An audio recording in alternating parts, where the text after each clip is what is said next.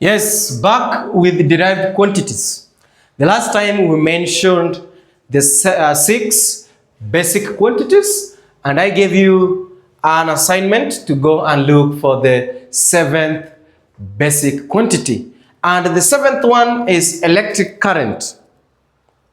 Electric current. So if you got it right, have a mark with you. The 7th one is electric current. SI unit of electric current. SI unit of electric current is amperes. Ampere with a symbol of A. That is the 7th SI unit. If you have it, you got it right, have a mark. If you didn't got it right, please, it is electric current as the 7th one. The symbol for electric current is, the SI unit is ampere with the symbol A. Now back to derived quantities. Remember we said that basic quantities cannot be calculated.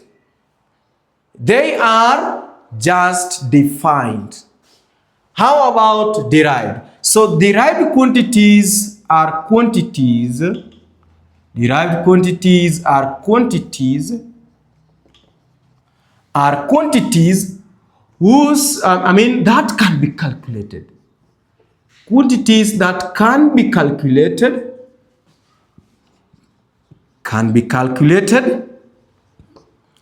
from 2 or more measurements.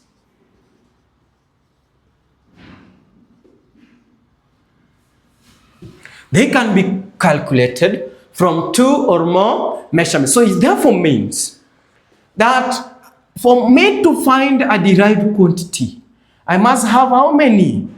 2 measurements. For I to find a derived quantity, I must have more than 2. More than 1. So there must be 2 or 3 or 4 or 5. So that is derived quantity. We are deriving. We're finding ways on how we can come unto it. So that is deriving. In mathematics, when you want to find a formula of a particular thing, that is called deriving. You have some measurements, put this, add this, divide this, subtract this. That is deriving. We are deriving. We are finding out. We are trying to derive. So for us to do that, there must be more than one quantity. There must be more than one quantity. And that is therefore referred to as derived quantities. There must be more than one measurement. So derived quantities are quantities that can be calculated from 2 or more measurements. So these particular quantities can be calculated. So derived quantities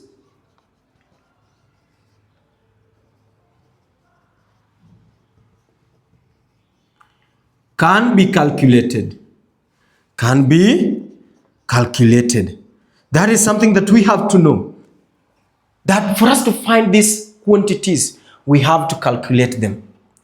That is another information. That is a very, very a good part of derived quantities, that they must be calculated. That's a difference with the basic quantity. We said basic quantities can only be defined. So therefore, they cannot be calculated. So there must be, in this particular quantity, there must be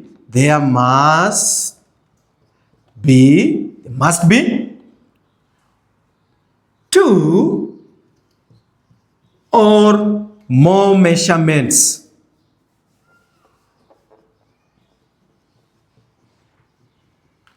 Two or more measurements. That is another difference between basic and derived quantity. So if any case you ask the difference, just look at the definition. We talked about basic can be defined, derived can be calculated, and there must be 2 or more measurements. In that particular basic one, there is only one measurement.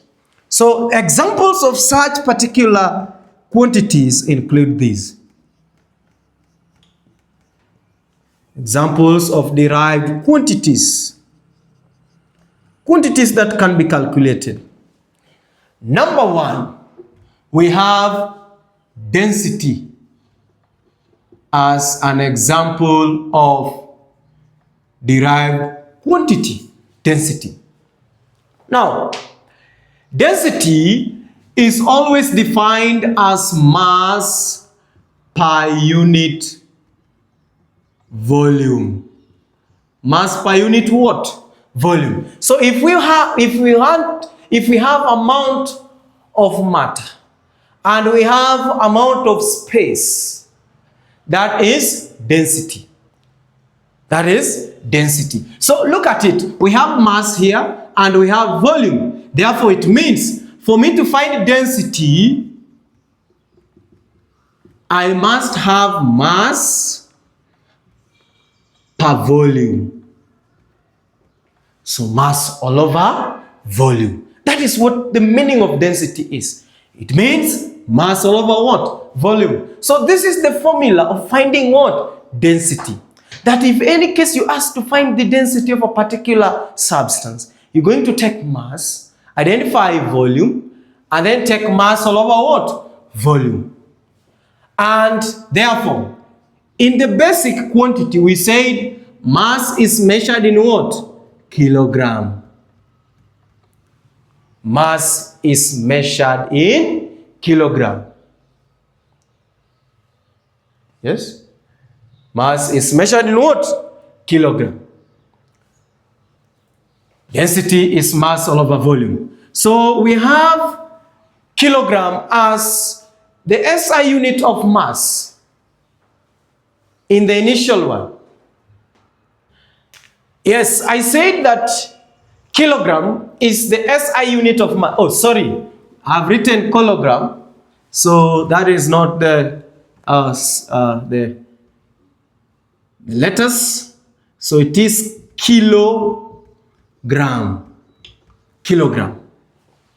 Now, density is mass per unit what? Volume. It means that for I to find density, I must have mass, which is the amount of matter in an object. And I have volume, amount of space occupied by matter. And we know that mass in the basic quantity, SI unit is what? Kilogram. And the volume, its SI unit is always cubic meter. Cubic what? Cubic meter. So it therefore means the SI unit for density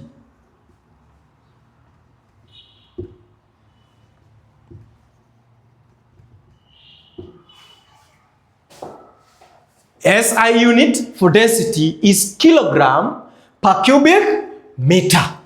Kilogram per what? Per cubic meter. So density, we've known it is mass per unit volume. And the formula is mass all over volume. And we know that the SI unit for mass is always kilogram. And that of volume, I want you to know that it is cubic meter. Cubic what? Meter. That is why you go and buy water, you find it is 10 cubic meter or 10 centimeter cubic or 10 liters. Those are some of the SI units of volume. But because of the conference, the scientists, they came up with a standard unit of measurement. And that of volume, they said it is cubic what? Meters. Therefore, we know that the symbol for kilogram is kg. That one we know. And the symbol for cubic meter is m. And then there is a 3 there. Volume. So volumes always have a 3. Volume. Meter cube. So that is cube. Cube. Square This is area. This is area. So therefore, number one derived quantity is density. And for us to find density, we must have mass as one of the measurements, volume as the second measurement. So we have how many measurements? Two. That is why it is called a derived quantity. Because just look at it keenly. We have found mass. We have found volume. We are deriving. We are deriving. So therefore, the SI unit, the symbol is kilogram over meter cubic. Or you can say it is kilogram per meter cubic. Kilogram. There is no difference between these and these. So this is kg over m cube. Kg over cube m. That is it of m cube. So that is number one, quantity. Number two, area. Number two is area. Sorry, number two is area. Yes, we have known the first basic quantity, derived quantity. There are only three, remember. I want you to know that derived quantities are only three. Basic quantities are 7. The quantities total to 10. That is what the international system, international conference, the scientists who had that particular conference came up with. So we have area. We know that area, for us to find area, we must have 2 or more measurements. For instance, if you are in an enclosed room or a house, a room, you realize that for you to find the area of that room, you must have, if it is in square form, rectangular form, you must have length and you must have width. This is for rectangle. This is the formula of finding area. Are we together? So how many measurements are there? The first measurement is for the length. The second one is for the width. If it is square, there must be L times L, side times side, which sometimes you say L squared. So you must have the first and the second measurements. So in area, there are also 2 measurements, qualifying it to be a derived quantity. A derived quantity. So it can be area over square, area of a circle, area of a rectangle. All these, we are going to talk about them. Application of these international units. Application of the international. Where are they applicable? Why are we learning them? Why do you need them? Yes, one day you will be a contractor. You will be an engineer. You are told to construct a house. You have to know the area. You have to know the area. So area of a square, area of a circle, area of a rectangular. And we know that they must be in square meters. Square what? Meter. In bracket, m squared. Now the SI unit of area is square meter. I know you are well conversant with meter square. Still the same, but scientifically it should be square meter, written as m squared. This is now the symbol. This is the symbol as well. This is the symbol. Now let's tackle the third one, the third derived quantity. The third derived quantity. Or should I give you as assignment? Okay. Let me do it this time. The third one is volume. The third one is volume. And we've already known that volume is in cubic meters. Now, if you want to find the volume, we always have length times width times height. Length times width times height. That is in the case of cuboid. So the volume, you'll always say, is in cubic